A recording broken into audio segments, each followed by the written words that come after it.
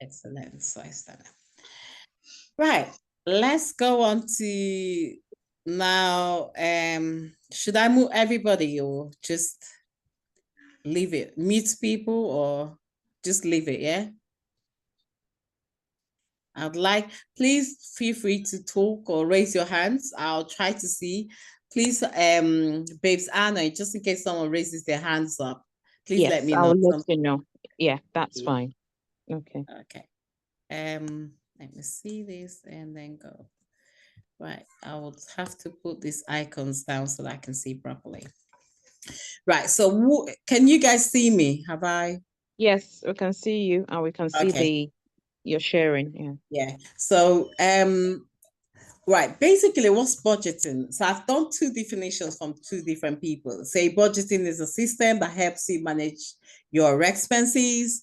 So you create a budget, you look at your income, expense, and decide how much money you want to allocate to certain spending categories, and this will help you set or to achieve your financial goals. Another definition is a list of all the money you have coming in, going out each month, making a budget is the first step towards taking control of your finances, getting back on track. So basically, the way I say to people, budgeting means cash in, cash out. That's the definition. So cash in, cash out. What comes in goes out. That's the definition of budgeting in the layman's way. Yeah. So when your money comes in, it goes out. That's it. So we can see these thingy here where it says budget. So it can be your finance, funding, cash, your expenses, your savings, accounting. Budget can mean um, a lot to people. It means a lot of words. People say, oh, it's my cash. I need to now go into savings or I'm spending too much money. I need to know how I'm going to save. Or it's financing. Some people want to take it like an organization. They might say, because for an organization to survive, definitely they need to do budgets. They need to do what they call finance, accounting. And from that map, you can see the flow. They have to do accounting to say what they will account for, how much they will need to run an organization, and how can we survive. We need savings, we need to put money. So in different accountings, they can call it different things. So putting money aside, I wouldn't want, like I promised today, I'm not going to go into hardcore wordings, but there's what we call reserve. Let me use the word reserve. And for charities, they have to have a reserve for a raining day. So the same thing in a family. You have to always have a reserve, which people call savings to say, oh, just in case, and especially when you've got kids don't understand about not having money. They just need you to buy and buy and buy nonstop. I've got 3 kids. Oh my gosh. They're just like, I want this, I want that, I want this. So can you buy this? Can you buy that? So they don't understand like you don't have money. So you just have to learn how to budget. So that's about it. And why does budgeting matters? So it can mean budgeting can matter for financial planning, for if you're running a business, obviously you need to have a financial planning in place.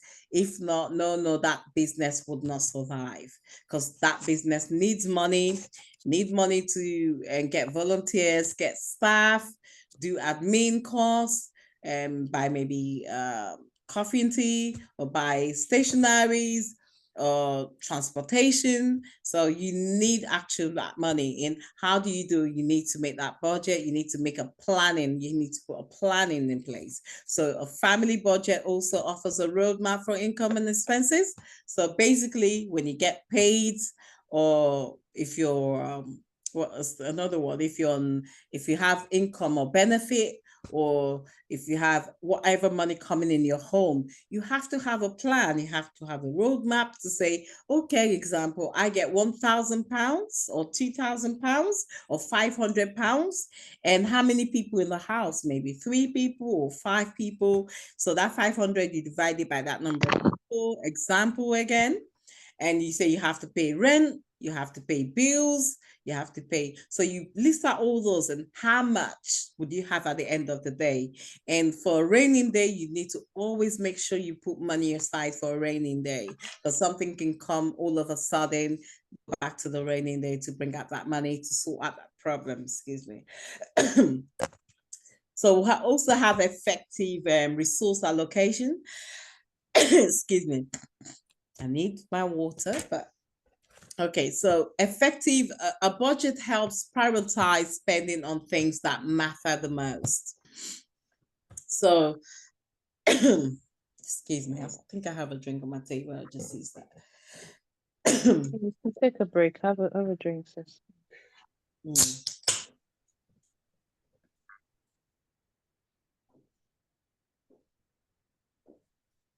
So if you excuse me, don't take Coke like me. Sorry, I can't find my bottle of water. So basically, I'll go back again. So effective resource allocation. A budget helps prioritize spending on things that matter the most. So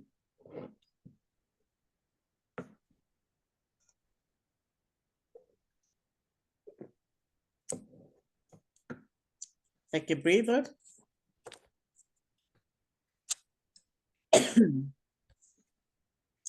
Excuse me, that time of the year when you have cold.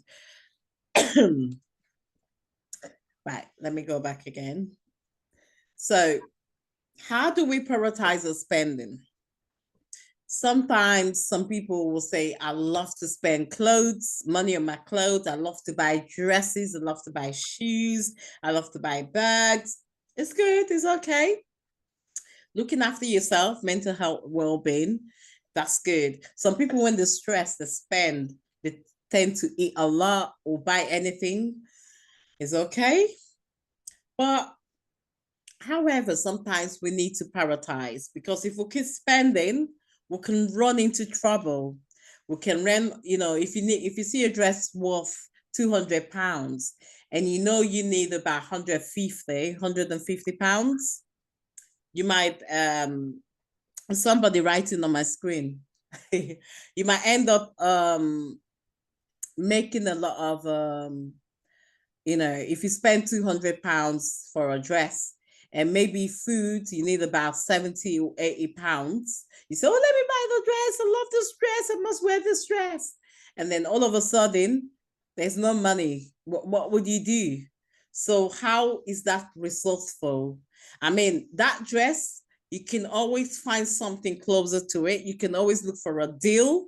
I always tell people, even if you see a dress or shoe for £200, go back to the internet. Thank God for the internet. You can go and look or Google.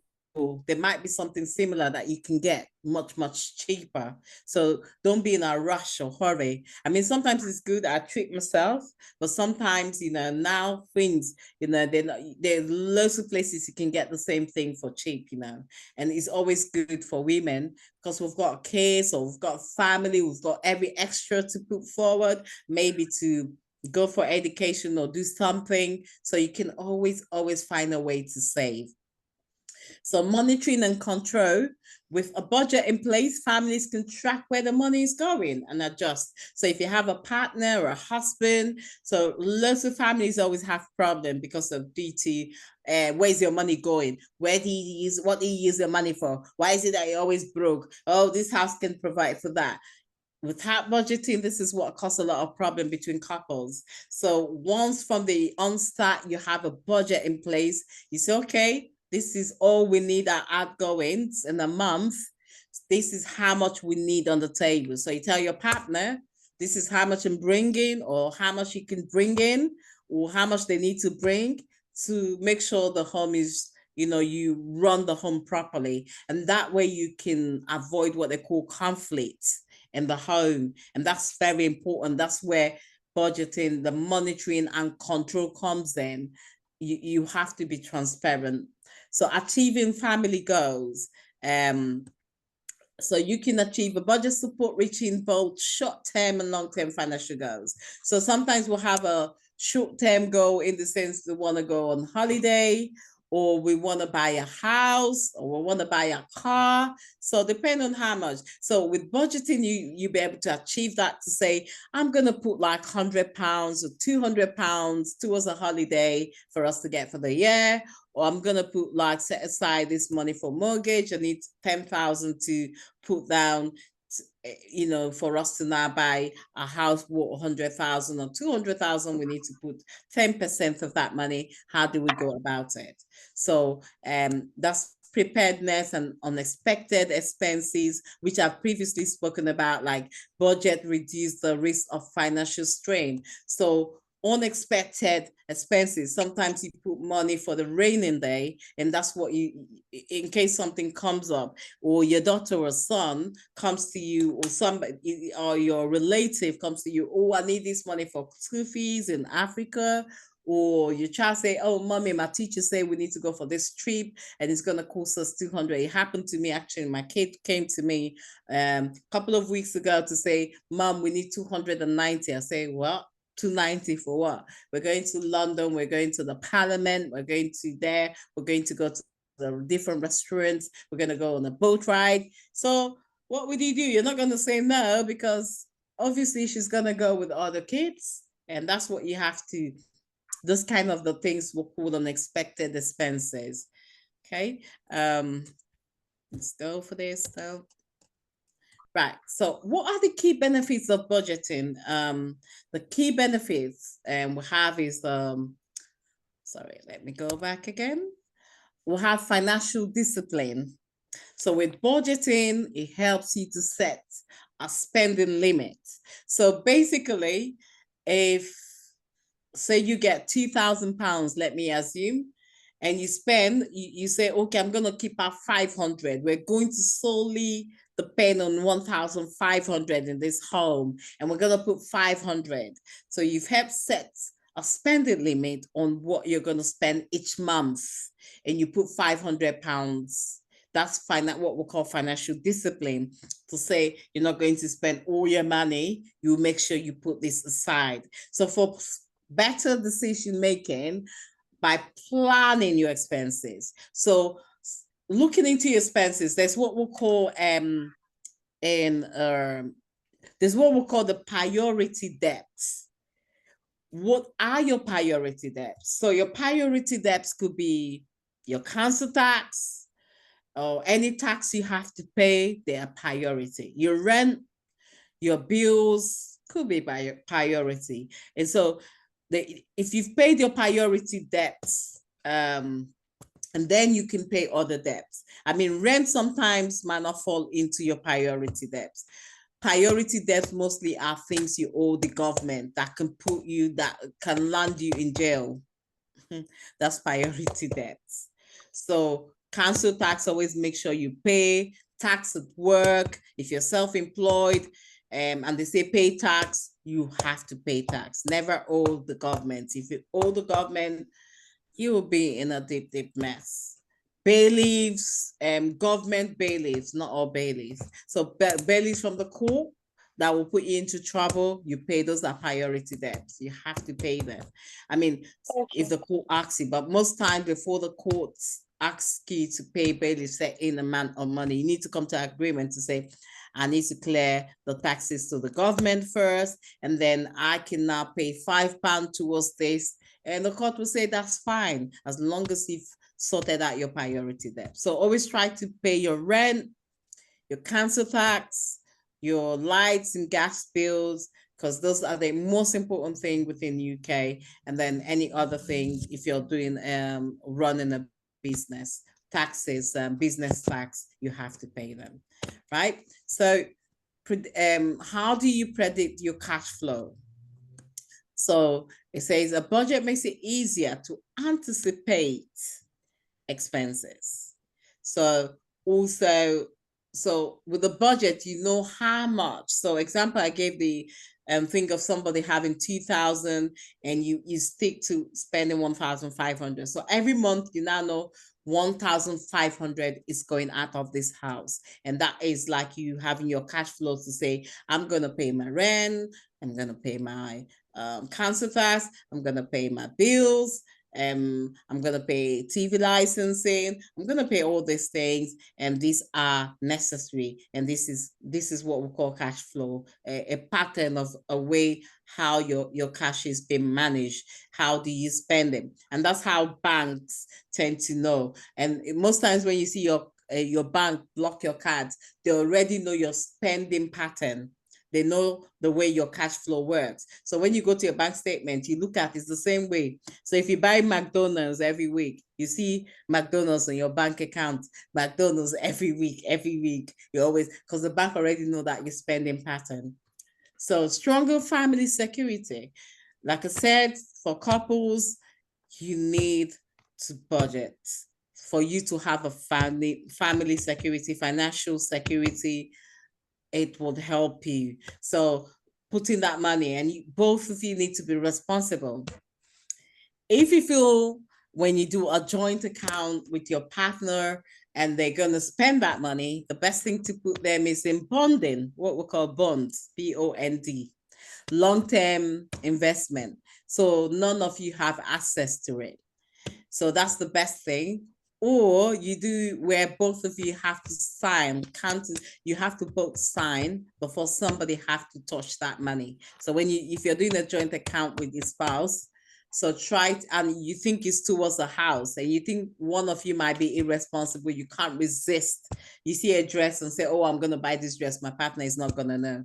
Then what you're better off doing is doing what they call a joint, where you both need your signature to withdraw money. I think with the bank that's a different thing entirely, but that's a little bit to make you responsible, your family security, to make sure your financial security, nobody's spending that money, is always there for what you need it or for the purpose you plan that money for.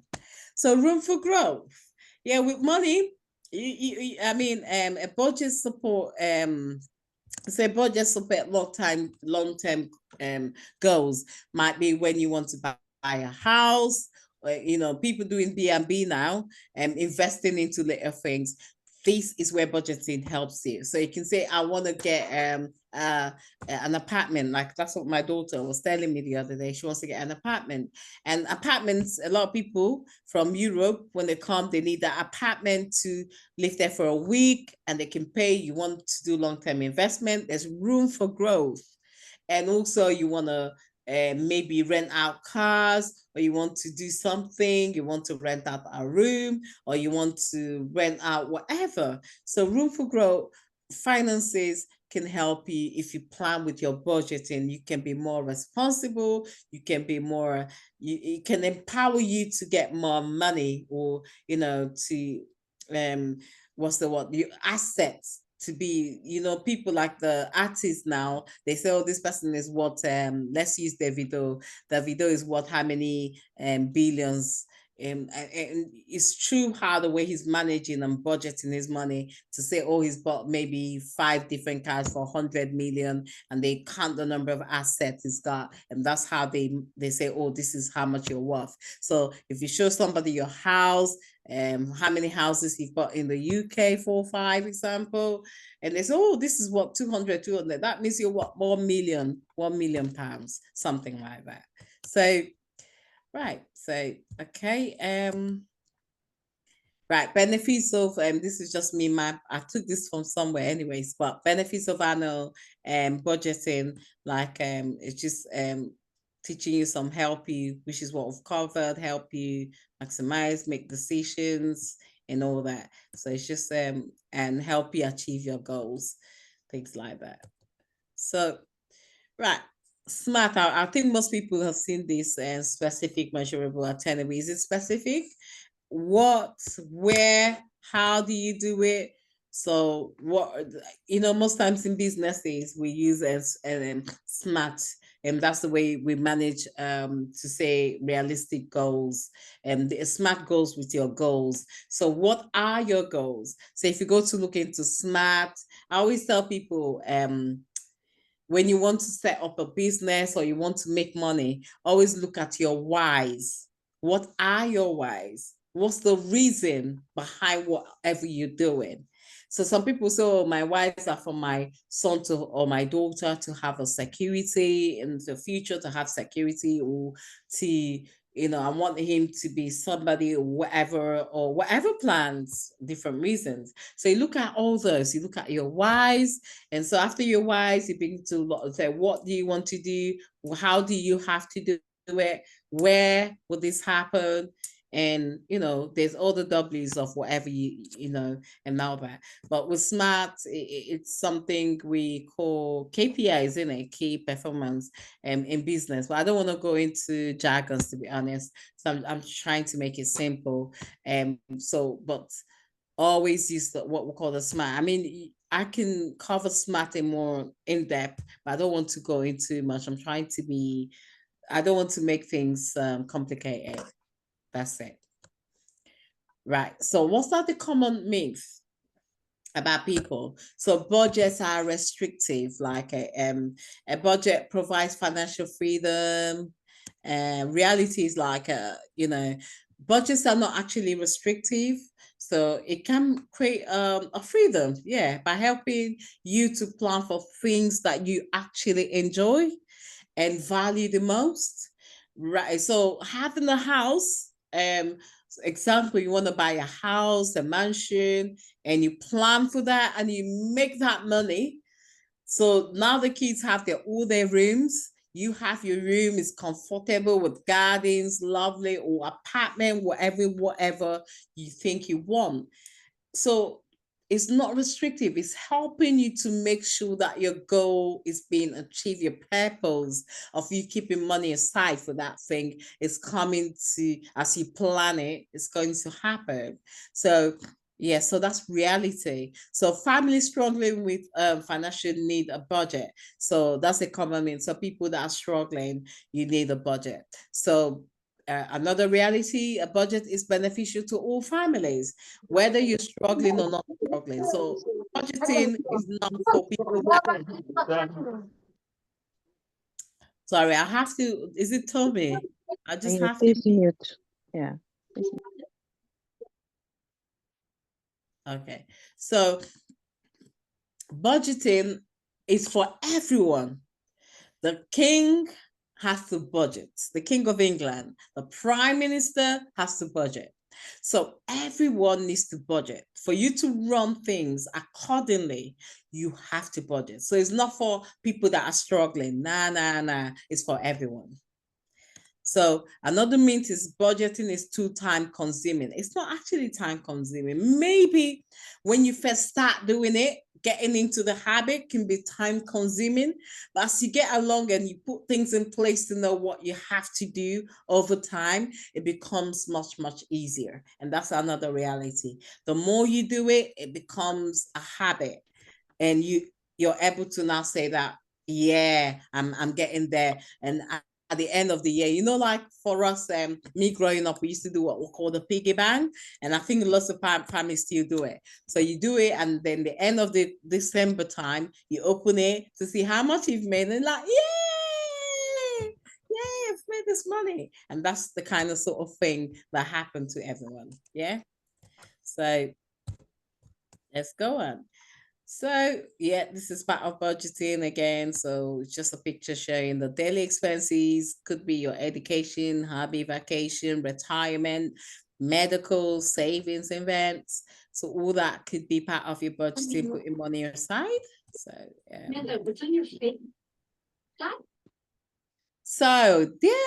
come to the conclusion. So conclusion is budgeting is the process of planning, managing your income and expenses to ensure a financial stability, to meet your goals, to make informed spending decisions, to help you as a family, as an individual, as an organization, to allocate your resources, effectively track your progress, adjust as whenever needed. So budgeting, again, just to finalize what I've said, is your cash in, cash out.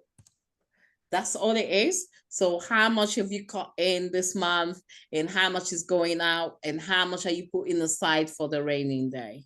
And that's it. Thank you very much. Any question? I hope I was quick. Yeah, thank you very much, Ms. Chioma. Yeah, so the floor is open, babes. Do we have question? I know for a lot of us, obviously, it's probably what we've been doing.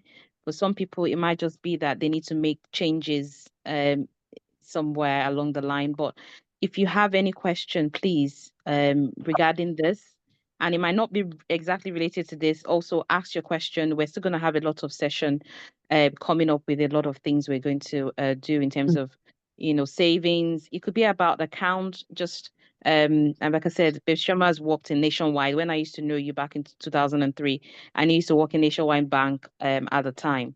So I don't know. I know you've done several roles as well within it. So if you have any question, it might be something not totally related to budgeting. Please, you can type in or you can unmute and ask your question. Please do not type. Let's talk. I like people Yeah. to talk. It makes us to talk more, to engage. I have a question while we're waiting for babes. What sort of account can you, in terms of, putting money aside, can people generally use? I know there are lots of high street banks. What sort of account can you use to save? I know we have the normal savings account. If you are the type of person that you find it very hard to, even if you put in a savings account, you take that money again, you spend it. How can, what's the English now? What can you do to help you? Is there any account that you can put away and you can't touch? Is there something like fixed deposit? Yeah. So I wanted you to just touch a bit on that. Right. That's a good question. So basically, I'm not advising you because I'm not a financial advisor. So please do not quote me. This is just us, we learning as babes. Okay. So I am not advising anybody. If you need to go to the bank, you go to your financial consultant and you sit with the person, you don't pay them, they would advise you. But I'll say in the bank, they have different packages. So to answer babes Hannah, just to say things there's what we call the bonds. Yeah. So bonds are they have 1 year bond or 2 months, 2 years bonds. Those ones you keep the money for a long time. And after that, it pays you a higher interest rate. They also have ISA. ISA, they have the cash ISA and also part of long-term ISA investment. So with that long-term, the cash ISA, you can withdraw anytime, but there's another ISA that you don't have to touch. You just keep paying money into it and then they invest it. And the interest rate could be higher sometimes, there's always a risk. So if you don't want a risk, you're better off than putting it in a fixed rate where there's no changes. And after that, so you can have what they call a fixed rates bond or variable bond where it changes depend on what we call inflation. So there's many ways you can save your money without touching it. So you can say some people want to buy a house, sometimes they put it in ISA. So with the ISA, the stretches, is it up to 4,000 you can put in a year? Yeah. I don't know, the government changes it, but you can put certain amount towards that to buy a house. So that the more you put, but there's the amount they're clamping for you to put in. You can spread it across. There's e-savings. E-savings sometimes can have a higher interest rate.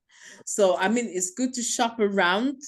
You can also put in different things. I mean, there's what they call different things now.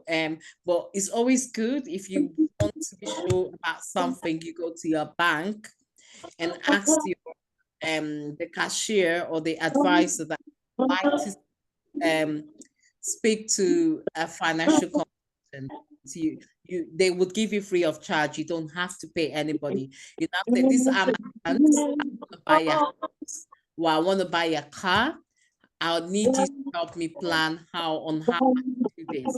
And they will work out something for you, and they will help you on how to make this to be a reality. So it could be a number of years, or depend on 2 years, you're saying you want to do this, or in the next 12 months. So based on the information you tell that financial consultant, that's the information that will work out with you. So it could be different. But I would say there's lots of investments out there that you can do. Loads and loads of investments. Only ask. And Sorry, then babe. Can you mute? Sorry, babe Choma. I was going Sorry. to say that. Can we mute, please? Babes Obi. Yeah, I don't have the control, so I just wanted you to Yes, know. sorry, I should have done that. Next time we do a meeting, I'll give you that Yeah. control. I didn't think of that actually. Okay, Yeah, she's sorry, I put muted mute. now. Yeah, it's fine. Sorry about that, babes. Yeah, make co-host. So okay. Sorry about that. Yeah, I've done it so you can mute them now. Yeah, sure. Thank you. Yeah. So yeah, that's it. So really, with the banking, yes, I was saying the banking can give advice. Yes, they are free. Always ask them you want to see a financial consultant, and they'll book an appointment for you to go in. That's to Babes Esther. They'll book an appointment for you, and you can see them and talk. There's a lot of things you don't know about. They can tell you, and that's your time. They will tell you everything you need to know. Everything, whether mortgage, whether what kind of assets, or whatever, they can tell you. And they're trained for it. They do courses for it. More, they can tell you different things, and that's your time. You'll be shocked what they come up with. Thank you very much, Grace Sharma. Any other babes, please let's unmute, let's ask question. It might not be directly related to budgeting, like I said.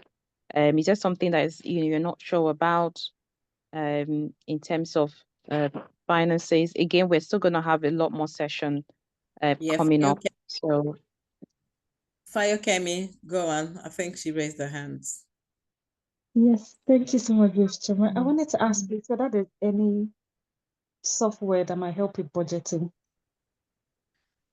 Because I don't want to go Yeah, through my savings and say I spend this and I spend that. I don't like it. It makes me feel like, I've heard there's lots of software out there, but I can't really tell you because we have accounting softwares, but you don't need it because if you're doing a basic budgeting, all you need is your Excel sheets.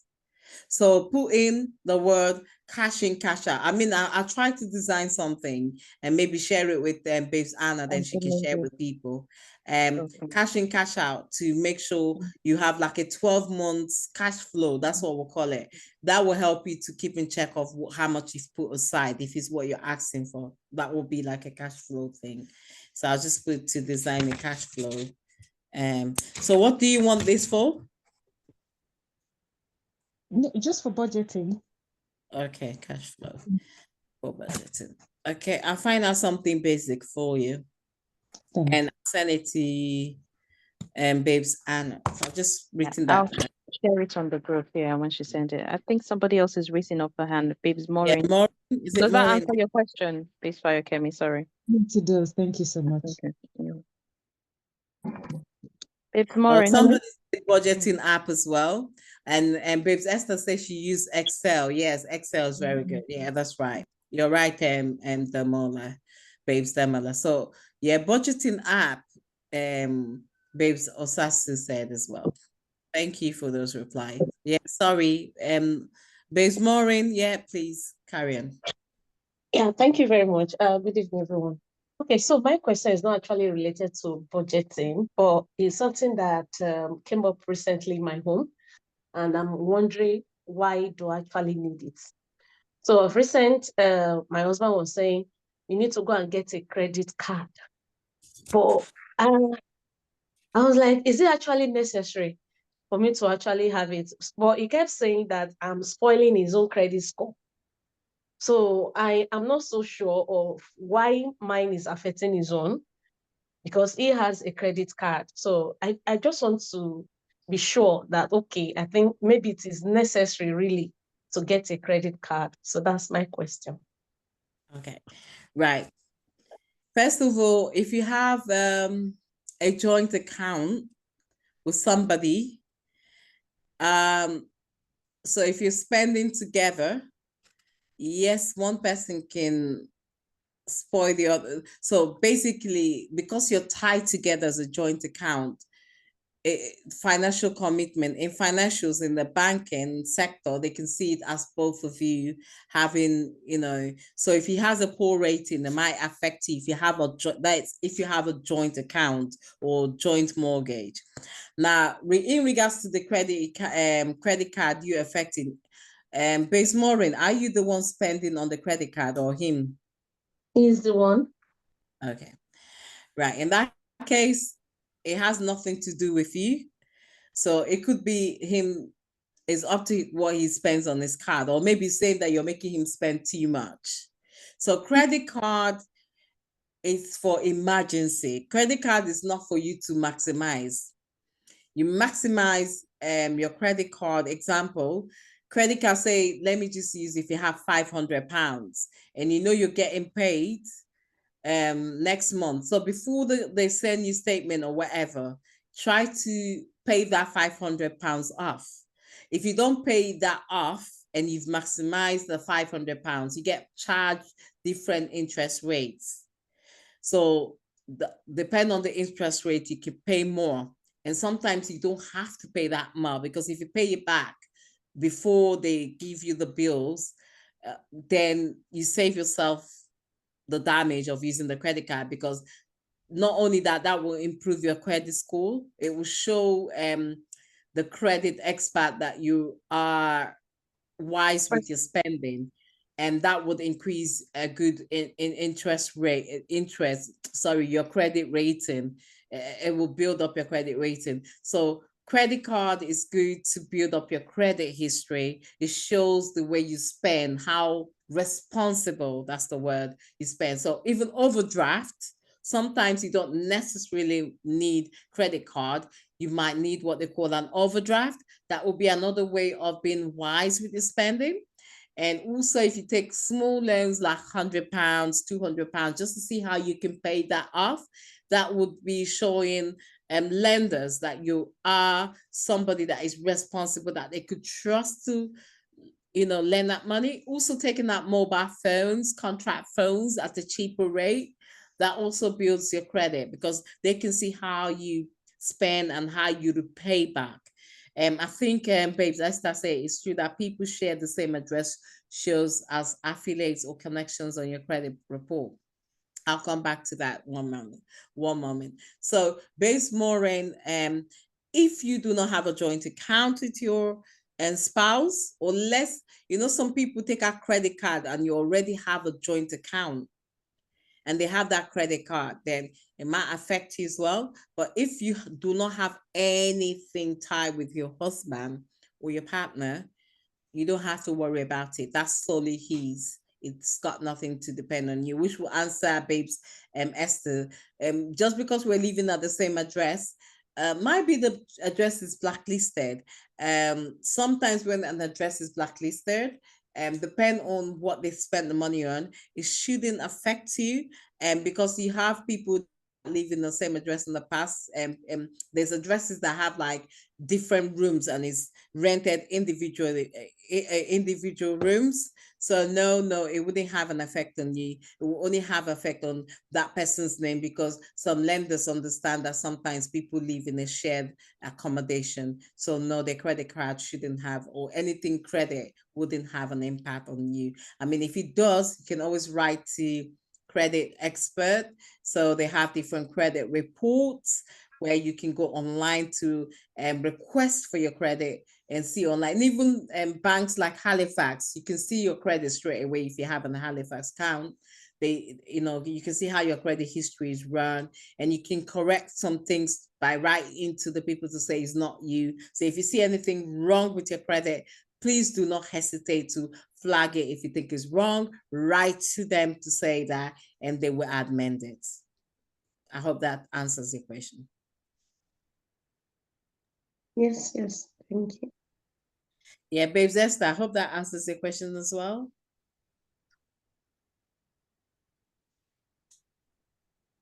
Esther, you're Yes, muted. it does. Yeah. Sorry, it just took me a while to find the button. Yes, it does. Thank you. That's fine. Any other babes question? We won't take your time tonight, but just take one or two more questions and we can round on. Yeah, but like I said, there's still a lot to cover. We just didn't want to mumble everything up in one session.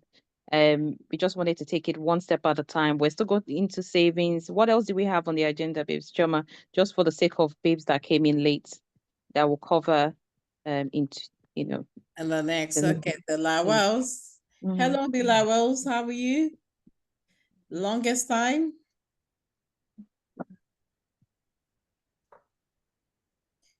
Right. Okay. So just a recap. Today we've covered what the introduction to budgeting, just a basic to tell people about budgeting, and just to say budgeting means just cash in, cash out, what comes in and what goes out, your finances, whatever money that comes in and how you spend it, how responsible spending, and how putting money aside for the raining day. So the next one we're going to have on the 8th of November, covered by Father Kemi, will be personal financial planning. And also December 6th and November 22nd would also go through investment and savings. We'll also on the 6th of December, we'll talk about tax planning basis. And on December the 20th, we'll talk about debt management. And next year, January the 3rd, we'll talk about retirement planning. The 13th of January, we'll talk about insurance fundamentals. And also the 15th of January, we'll talk about the credit scores and reports. And that's it. And we'll also have slides. So people that want the slide, I'm happy to send that out.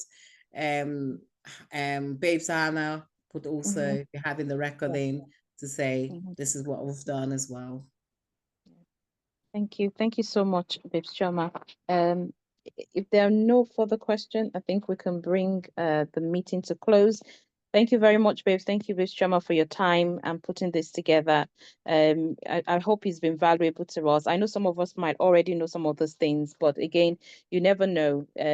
Sometimes we need a refresher, reminder of what to do, and maybe we can share that information with somebody else that would need it. So again, thank you very much, babes. We appreciate your time and hope to see you in 2 weeks' time. Have a very good evening and enjoy your weekend. Thank you very much. Thank you, Babes. Babes Anna, do you want to take a screenshot of our picture just to put it in the group, just to show people? Yeah. You mean? Okay. Yeah. Let me see. Can we do that? Told you with this Zoom, I've not done it for a long time. Yeah, even me, because we don't have cameras on, so it's only yourself. I've tried to take. I'm taking a screenshot of that. Yeah, that's fine. All right. Thank you very much, babes. Thank you. Right, thank you. Thank you, everybody. Thank you. Thank you. Thank you. Have I still learned? Oh my gosh. Hopefully I will learn how to do all these things. Bye-bye.